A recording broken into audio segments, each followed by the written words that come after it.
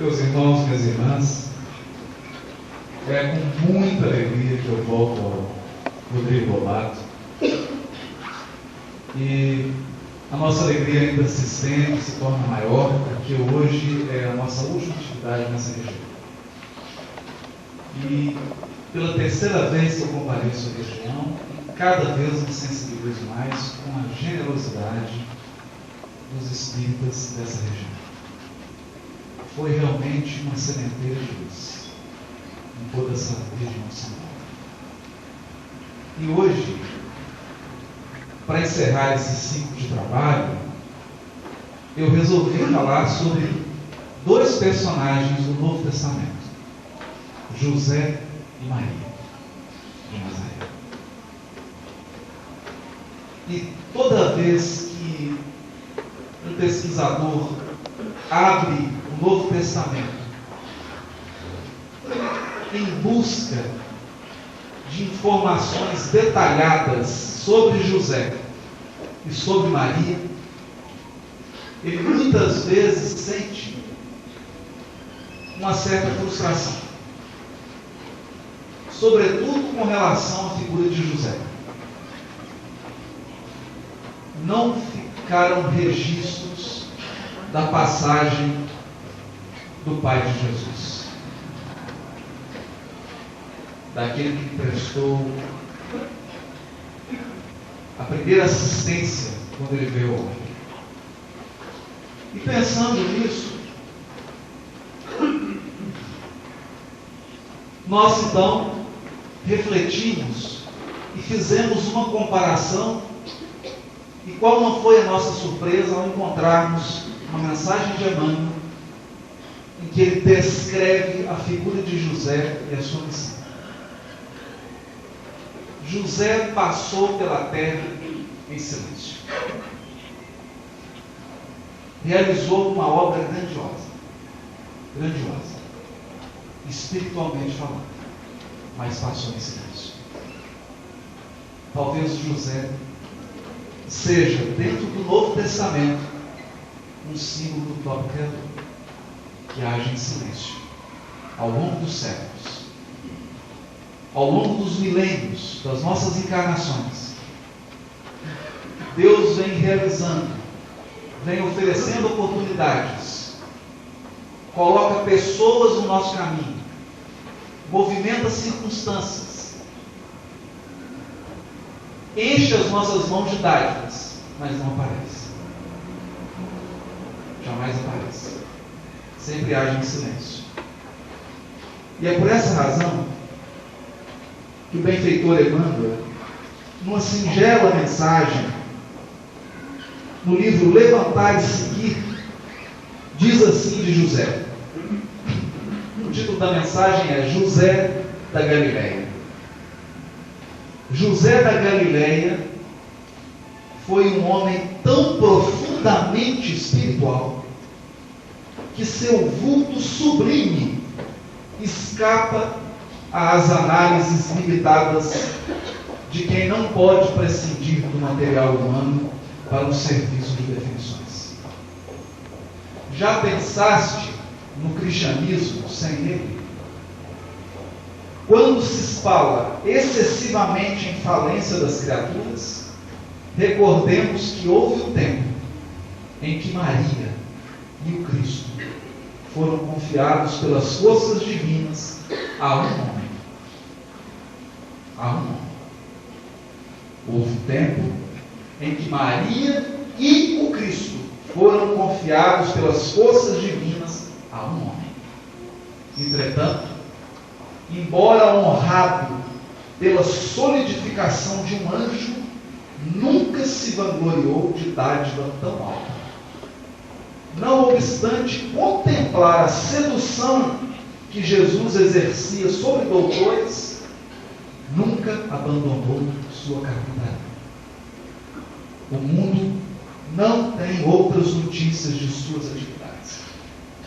O mundo não tem outras notícias de suas atividades, senão aquelas de atender às ordenações humanas, cumprindo um edito de César, e aquelas que nos mostram no templo e no lar.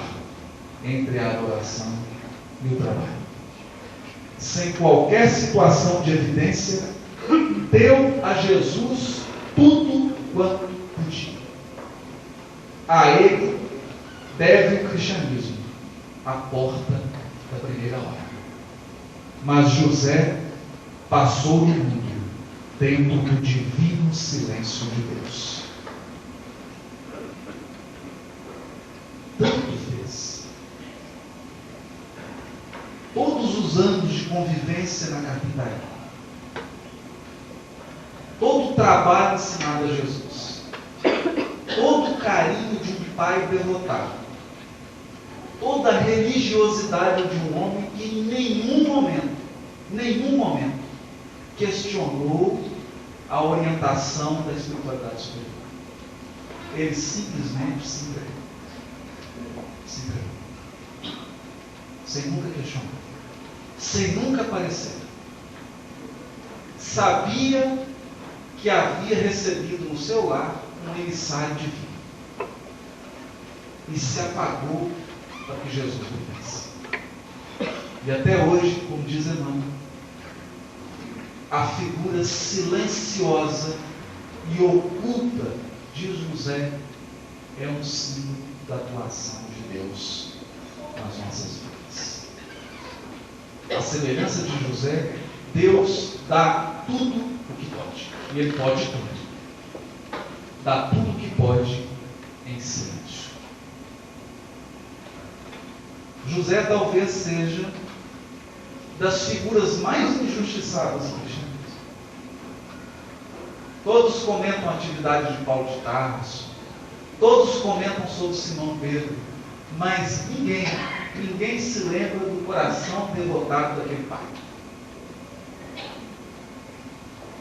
O carinho com Jesus, a solicitude com a sua esposa, a honradez dentro do lar, um trabalhador simples e humilde, mas que nunca deixou faltar o necessário para a família. Então, nessa noite,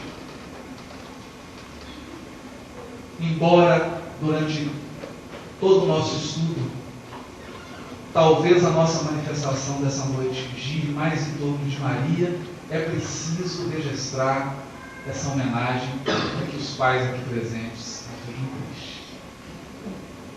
É uma pequena homenagem aos pais, a todos os pais.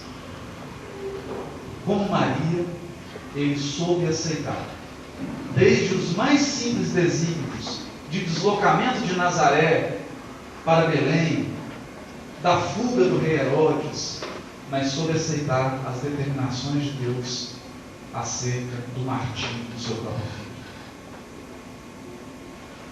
Ele também experimentou a dor profunda do pai, de ver um filho sendo injustiçado. Mas, nessa noite de despedida das nossas atividades, este ano, se Deus quiser, é preciso voltar as nossas atenções para o coração de mãe. E esse coração de mãe se chama Maria. Eu me recordo, não lembro agora em qual livro, quando uma mãe que havia perdido um filho procurou o Chico. O Chico não disse nada, se limitou apenas a chorar com ela. E choraram por meia hora. E a única frase que o Chico disse foi essa: pede para Maria te dar força, porque só o coração de mãe vai entender o coração de mulher. Só o coração de mãe para entender o coração de mulher. Assim, nós vamos entender por que Maria é considerada por toda a cristandade, por todos os cristãos, o símbolo do amor incondicional. Incondicional. E agora, como aconteceu com José, é preciso trazer Maria para a condição de uma mãe. Entendê-la como uma mãe, como todas as outras, que recebeu o filhinho nos braços, cuidou dele, experimentou todas as ansiedades que uma mãe experimenta. E aqui eu me recordo de uma passagem que está no capítulo 2 do livro Boa Nova. Essa mensagem é muito interessante. Mãe é tudo igual. Mãe é tudo igual. Quando Jesus começou a crescer, Maria começou a se preocupar com ele. Por quê? Ela procurava a criança, imaginando que ela estivesse brincando, e encontrava Jesus pequenininho. Isso é o que conta o Beto de Campos. Encontrava Jesus pequenininho nas estradas, conversando com mendigos, com lavadeiras, com lavadores, consolando essas pessoas, falando que ele tinha uma união suprema com Deus. Uma criança consolando velhos. Mas o fato que mais deixou o coração de Maria preocupado foi um dia que Jesus trouxe 2 ladrões famosos da Galileia para a sua casa. Maria e José olharam assustados, Jesus dando a mão, uma mão para cada ladrão, levou os ladrões para dentro de casa, conversou com eles, serviu alguma coisa de comer, e Maria e José tremendo no canto. Meu Deus do céu, que filho é esse? Depois, os ladrões foram embora. Foi quando Maria vai ao templo, movimenta alguns conhecidos e conversa com um sacerdote de grande influência no templo. E diz para ele assim: olha, tem uma criancinha um pouco incomum lá em casa. Será que você não poderia recebê-la no templo? Para que ele possa estudar, ter uma profissão, alguma posição destacada, quem sabe encontrar uma namorada, casar, dar netos. E fez então todo um plano, todo um projeto para a vida daquele filho dele. Assim que ela chega em casa, encontra a criança esperando por ela.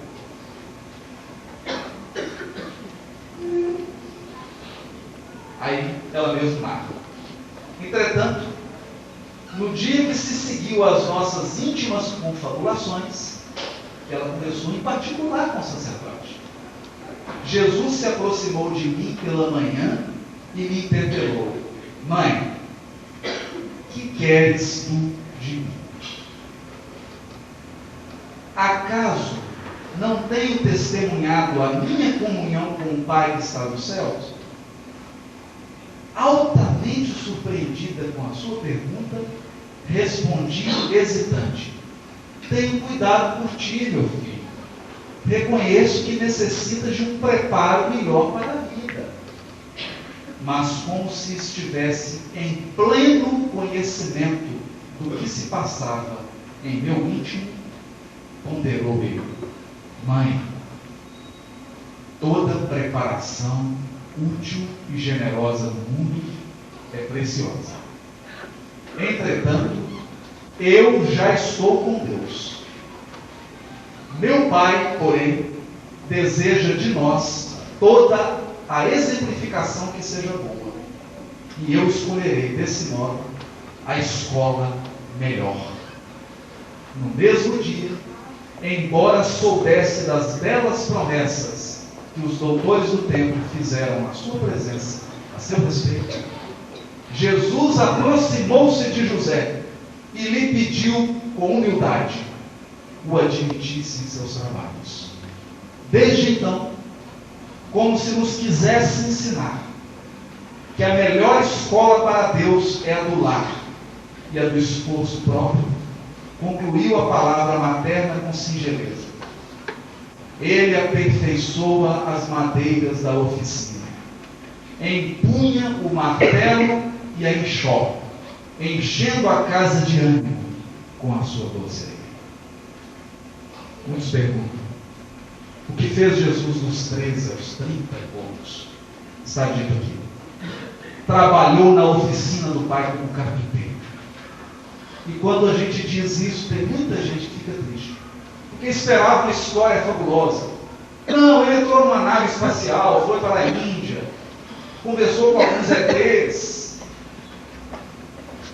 foi até o Sol, visitou Marte, Vênus, Júpiter e depois voltou para a Terra. Nada disso. Nada de miraculoso. Jesus foi para a carpintaria, ao lado do Pai. Trabalhava duro na madeira. Tanto que quando ele começa o trabalho, quando alguém queria zombar de Jesus, dizia assim: mas não é esse o carpinteiro? Filho do José?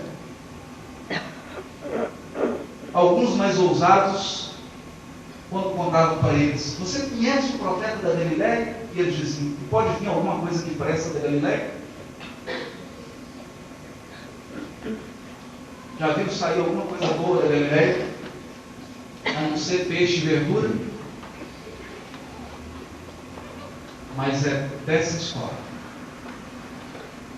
Como se quisesse mostrar que todo o trabalho divino reclama preparação, recolhimento e aceitação da vontade de Deus, que Jesus se oferece para trabalhar na oficina do Pai. Porque a bondade do Pai era tamanha que sequer passava pela cabeça de José colocar uma criança na carpintaria. Foi ele que se ofereceu. E é assim que cresce esse menino. No entanto, como toda mãe que acompanha o filho pequeno, que amamenta, os primeiros passos, as primeiras palavras, o comportamento inesperado do filho, que mesmo criança atendia a todos, e o menino vai crescendo em bondade, em sabedoria, até que chega o dia do início do trabalho.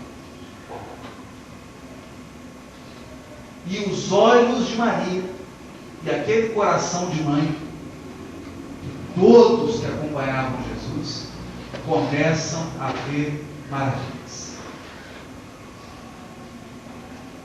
Leprosos são curados, cegos voltam a ver, paralíticos voltam a andar,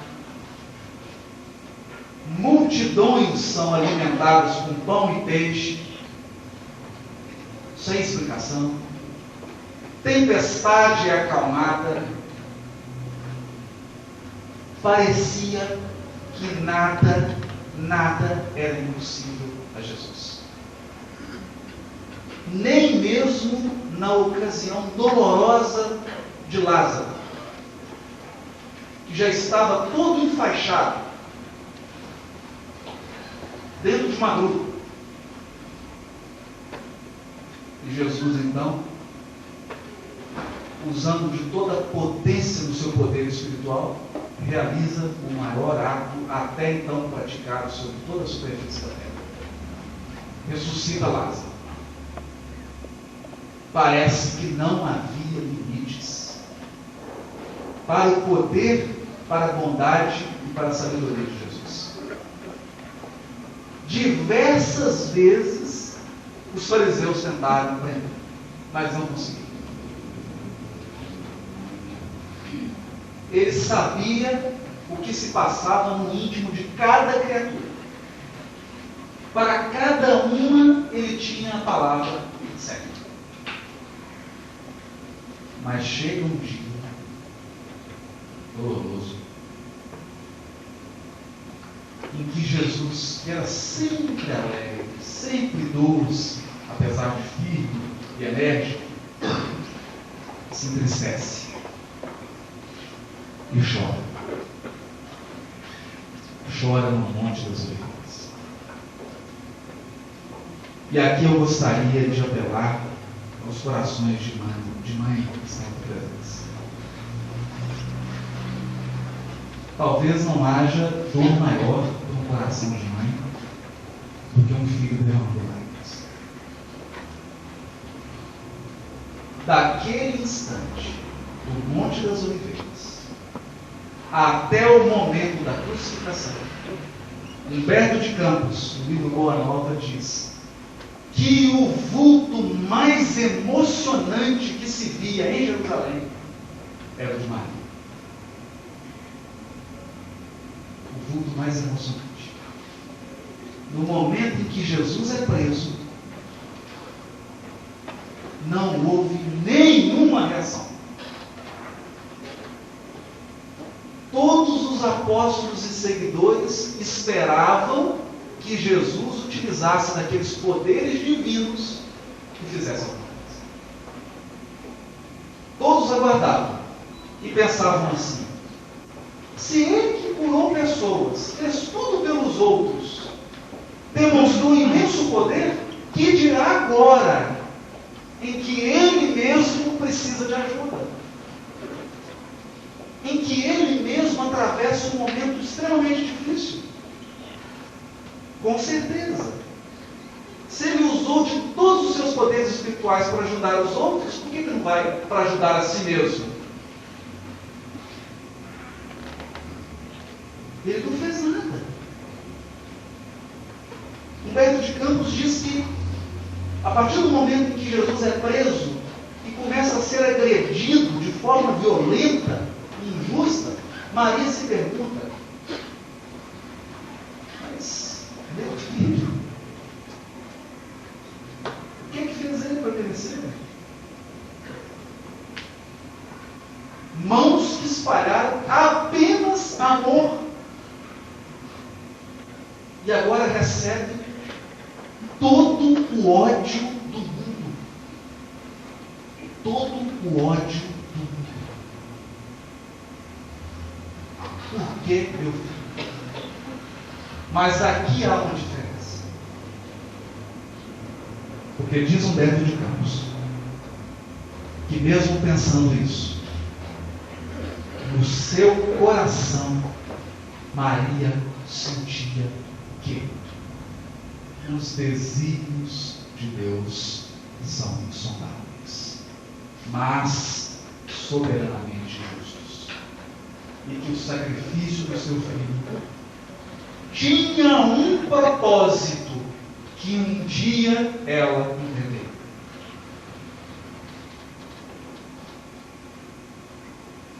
E por que ela sentia isso?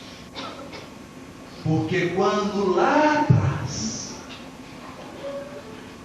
o anjo anunciou que ela receberia o Cristo, o emissário celeste, ela disse assim: eis aqui a tua serva, ou eis aqui a serva, a escrava de Deus, faça-se em mim segundo a sua vontade.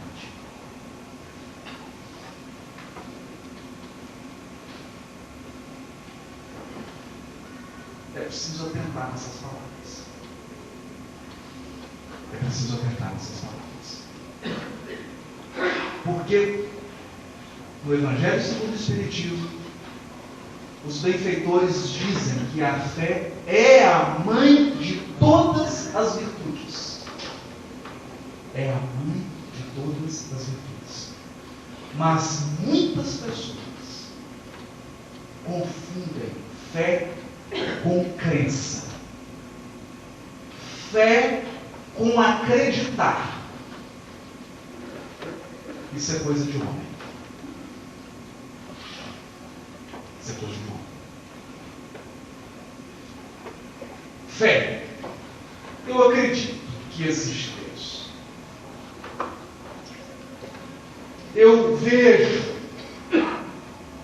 Eu quero presenciar para ter certeza. Mas as mulheres aqui presentes sabem. Elas sabem. O coração feminino não se engana. Fé não é acreditar. Fé é entregar-se. Fé é entregar-se. Colocar-se inteiramente à disposição da providência. E aqui eu me permito contar uma história engraçada, para que o clima não fique tão concentrado assim. Fé é estar comprometido. Acreditar é estar envolvido. E agora eu vou dizer a diferença entre estar comprometido e estar envolvido. Num café da manhã, com ovos e bacon, a galinha está envolvida, o porco está comprometido.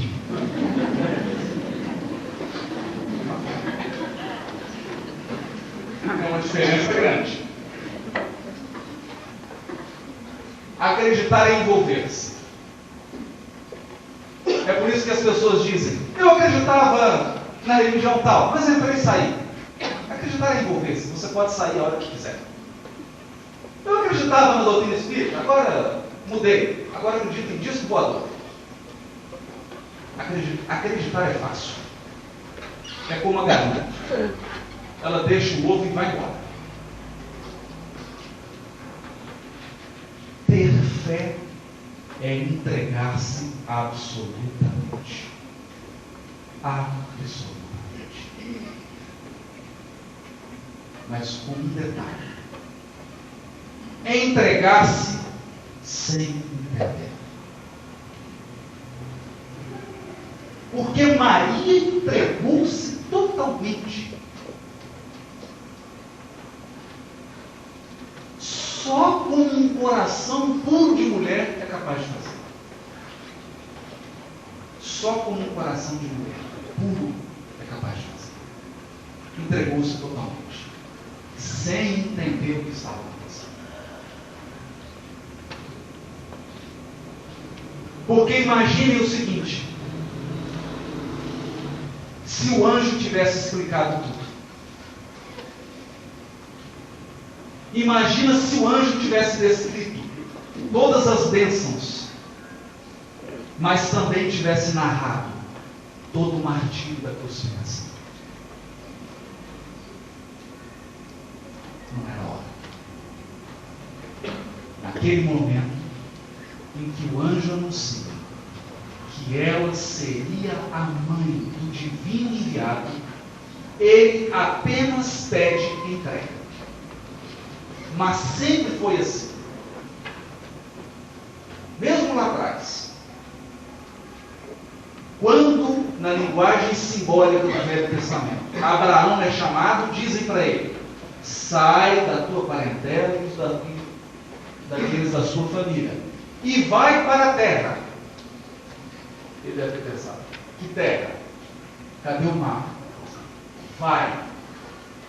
Depois eu vou te mostrar que terra que é. Foi assim. E vai para a terra, que eu vou te mostrar. Primeiro você sai. Primeiro você se entrega absolutamente aos desígnios de Deus. Um dia você vai entender. Não agora. Isso é fé. E assim, no capítulo 11 da Epístola aos Hebreus, Paulo vai citando um por um dos personagens do Velho Testamento que deram um exemplo inigualável de fé. Um por um. Nenhum deles entendeu o que estava acontecendo, mas se entregaram absolutamente. E não foi diferente com Maria. Por isso, naquele momento extremo da crucificação. Diz a espiritualidade que o coração de Maria estava triturado. Triturado. Onde estava Simão Pedro? Aquele que cedeu a casa para Jesus por mais de 3 anos. Onde estavam os outros discípulos? Todos fugiram amedrontados. Até aquele momento, enquanto Jesus mostrava poder, realizava milagres, fazia coisas espetaculares, até aquele momento, os apóstolos estavam apenas envolvidos. Estavam apenas envolvidos. Nenhum deles ainda havia se comprometido. Até que um discípulo rompe a covardia, rompe o silêncio. Era João Evangelista, o mais novo de todos. E o que ele faz? Aqui nós vamos percebendo as características de João Evangelista. Profundamente sensibilizado com aquele coração de mãe que via o filho morrendo na sua frente, João toca nos ombros de Maria, abraça Maria, e ela sente aquele conforto, aquele carinho, aquele envolvimento, e os dois instintivamente começam a pensar em Jesus que estava agonizando na frente deles. Como se aquele tormento não bastasse, um dos soldados presentes, na frente de Maria, joga uma lança que atinge Jesus próximo da região do coração. Talvez Maria preferisse que aquela lança tivesse atingido ela mesma. Nessa hora, Jesus levanta a cabeça e ainda encontra forças para as derradeiras lições do Evangelho. Jesus olha para João e diz: Filho, eis aí a tua mãe. Mãe, eis aí o teu filho.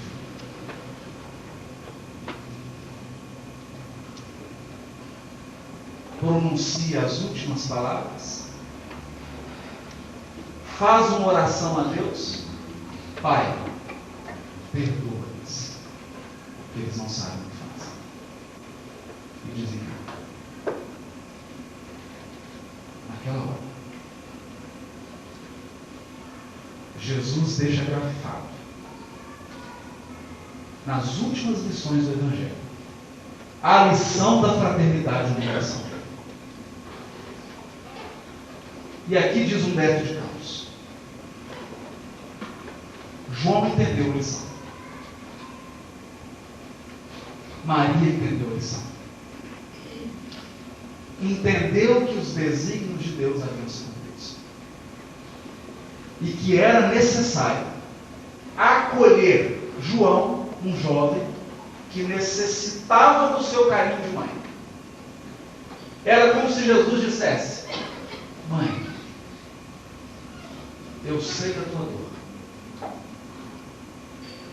mas por hora, por enquanto, dedica o teu amor a outros filhos. E é como se dissesse para João: eu sei que você está só. Eu sei que você é jovem. que necessita de um coração de mãe ainda do teu lado. E é por isso que eu estou emprestando a você, meu filho, o coração da minha mãe. É impossível, jamais se viu uma lição dessa natureza.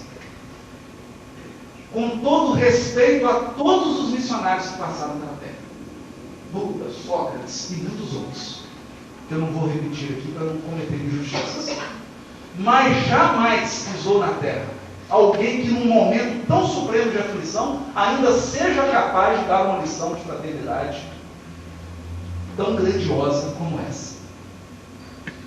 No momento em que ele, Jesus, precisava mais do afago de uma mãe, no momento em que ele precisava mais do carinho de mãe, ele empresta o coração de mãe para outra pessoa.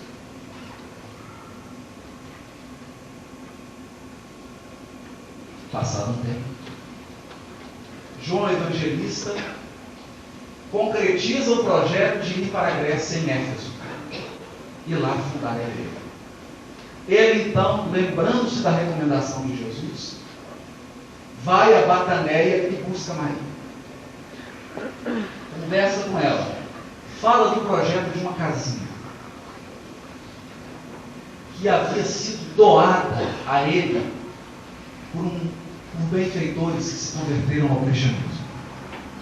João então vai para Éfeso e começa o trabalho gigantesco de divulgação do cristianismo. E Maria residia com ele. Mas o trabalho de João se agiganta tanto que Maria passa a ficar sozinha em casa. Até que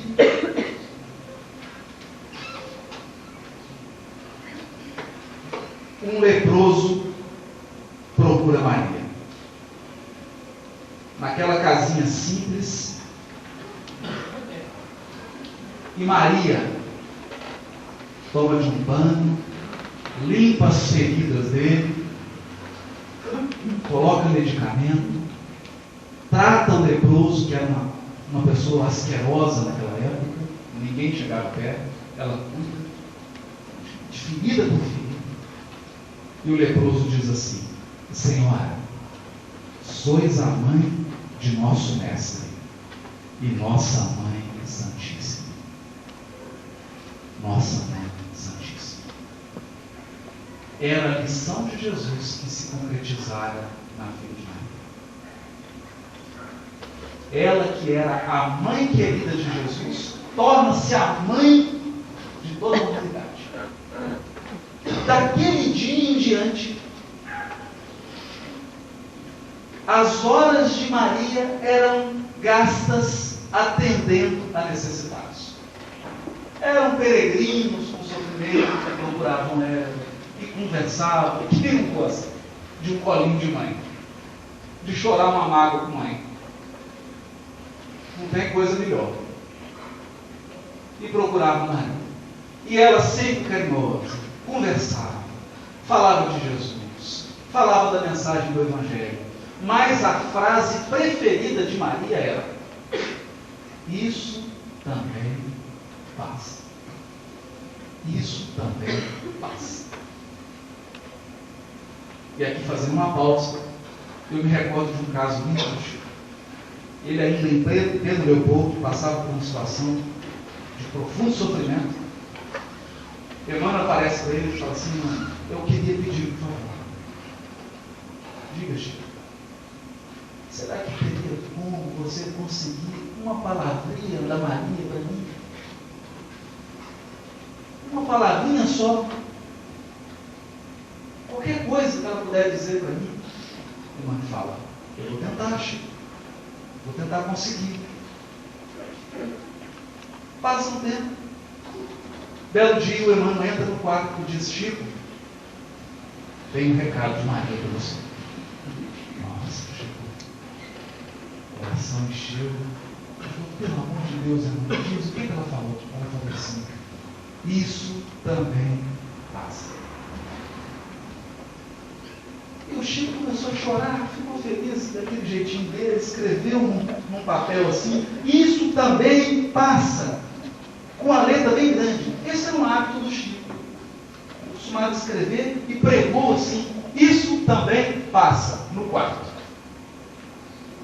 E começou a ficar alegre. Você viu? Isso também passa. Passa tudo. Eu posso ficar alegre. Chico, fica tão animado, não, que isso também passa. Essa maneira do Chico de escrever coisas é muito interessante. Eu estive em Pedro Leopoldo, na casa da irmã do Chico. Foi para essa irmã que ele ensinou aquela receita da água santa. Água santa é o seguinte: quando você for falar mal de alguém, você pode fazer qualquer água. Qualquer água, desde que seja filtrada, assim não dá problema. Uma água filtrada e põe na boca. Quando você coloca ela na boca e não engole, ela vira santa. Porque ela te poupa de falar mal dos outros. Ela me contou esse caso, eu estava na sala. Quando nós entramos na cozinha, tinha um papel gigantesco escrito assim: não me fale mal de ninguém. Eu olhei, fiquei até constrangido. Falei assim, o Arnaldo Rocha perguntou, mas você pôs essa frase aí, vai deixar os outros constrangidos, né? Às vezes a pessoa quer fofocar um pouquinho, lê isso: não me fale mal de ninguém. Ela fala: isso foi conselho do Chico, porque a água santa não estava funcionando. Estava ficando muito rápido. O Chico tinha essas coisas. Pô, falando 4, isso também passa. E era assim que Maria atendia as pessoas. Todas. Até que um dia, depois de muitos anos, depois de atender a milhares de criaturas, um belo dia, no entardecer,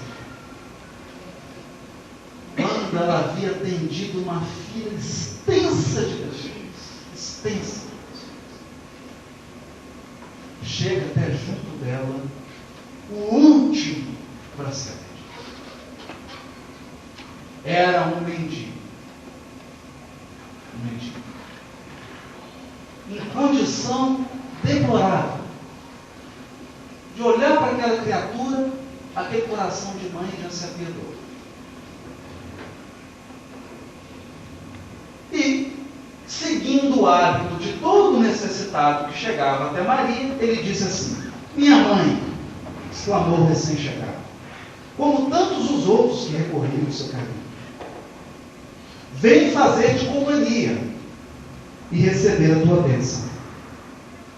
Maternalmente, ela o convidou para entrar, impressionada com aquela voz que lhe inspirava profunda simpatia.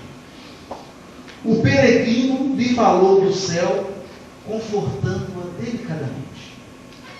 Comentou as bem-aventuranças divinas que aguardavam a todos os devotados e sinceros filhos de Deus, dando a entender que lhe compreendia as mais ternas saudades do coração. Maria sentiu-se empolgada por tocante surpresa. Que mendigo seria aquele que lhe acalmava as dores secretas da alma saudosa com bálsamos tão doces? Nenhum lhe surgira até então para dar. Era sempre para pedir alguma coisa. No entanto, aquele viajor desconhecido lhe derramava no íntimo as mais santas consolações. Onde ouvira, né, em outros tempos, aquela voz dele carinhosa? Que emoções eram aquelas que lhe faziam pulsar o coração de tanta carícia?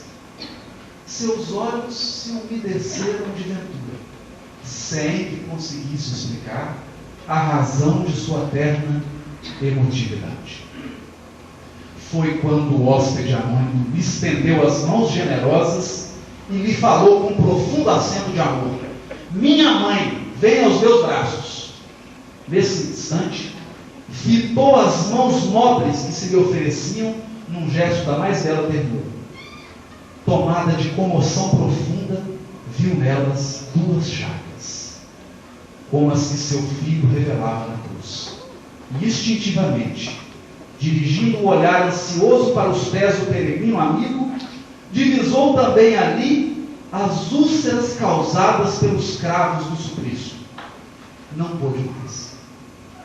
Compreendendo a visita amorosa que Deus lhe enviava ao coração, bradou com infinita alegria: meu filho, que úlceras que te fizeram. E precipitando-se para ele, como mãe carinhosa e desvelada, quis certificar-se, tocando a ferida que lhe fora produzida pela última lança, perto do coração.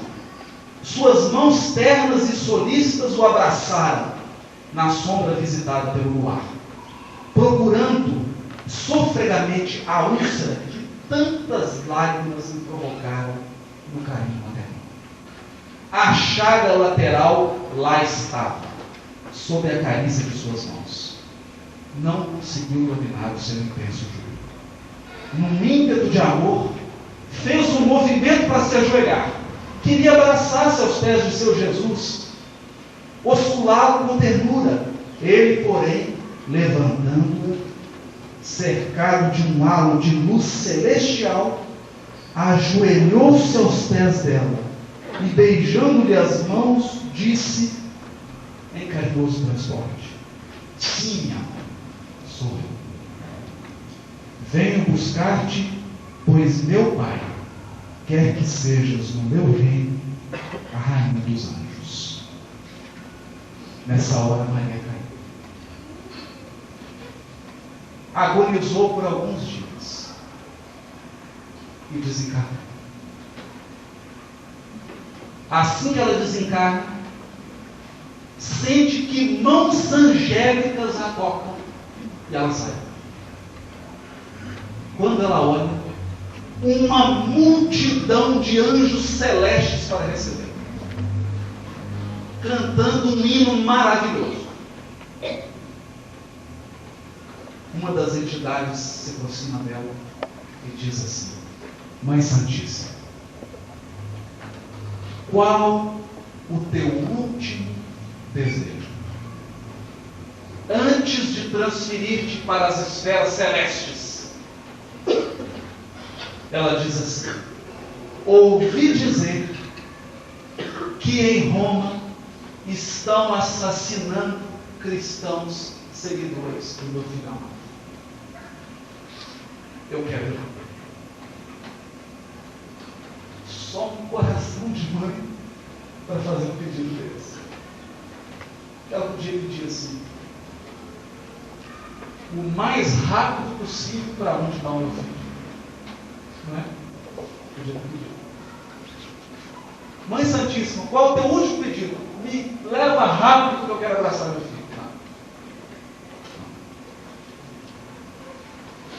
Ela aprendera a lição sublime de Jesus. E agora, no coração dela, cabia todos os sonhos, todos. E ela disse assim: quero visitar os cristãos que vão morrer amanhã. Basta ela pensar. E aquela caravana de anjos deslocou Maria até Roma. Ela então desce, entra num cárcere úmido, frio. Quando ela entra naquela cela, vê inúmeras pessoas num profundo abatimento. Era madrugada. Quando amanhecesse, todos aqueles cristãos presos seriam assassinados em frente a César. A diversão dos romanos era ver cristãos entrando na arena e os leões despedaçando os cristãos. Ela, notando aquele profundo abatimento, pensa assim: o que eu vou oferecer para essas almas abatidas? O que eu vou oferecer? Eu pensava, não tem nada. O que eu posso oferecer agora? Diz Humberto de Campos que chegou a passar pela mente dela: eu vou pedir para esses anjos para que libertem todos. O que é coração de mim? Ela pensou: eu sou Maria. Será que eles vão me negar esse pedido? Eu vou pedir para que todos sejam libertados. Mas nesse instante ela se lembrou: durante toda a vida, ela mesma exemplificou na própria pele a entrega total a Deus, o respeito absoluto aos desígnios de Deus. Foi então que ela mudou de atitude e disse assim: já sei o que eu vou oferecer para eles.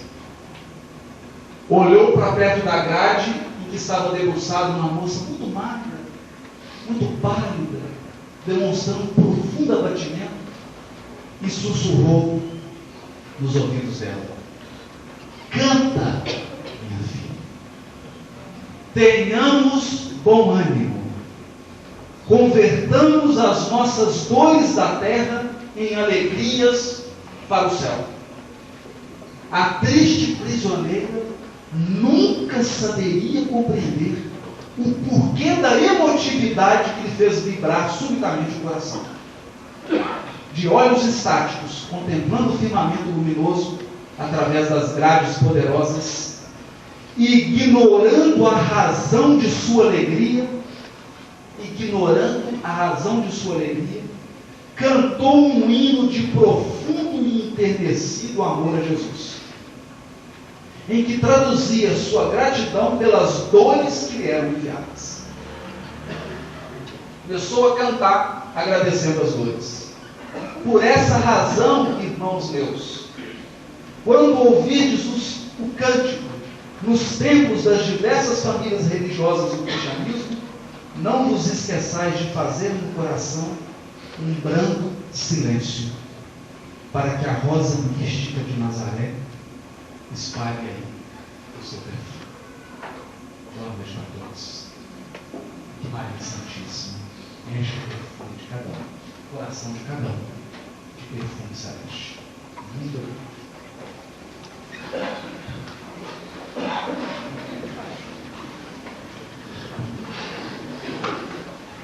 Rede Amigo Espírita, uma ferramenta de união, interação e divulgação do movimento espírita.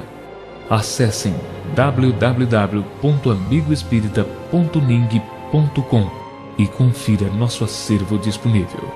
Rede Amigo Espírita, divulgando, instruindo e unificando.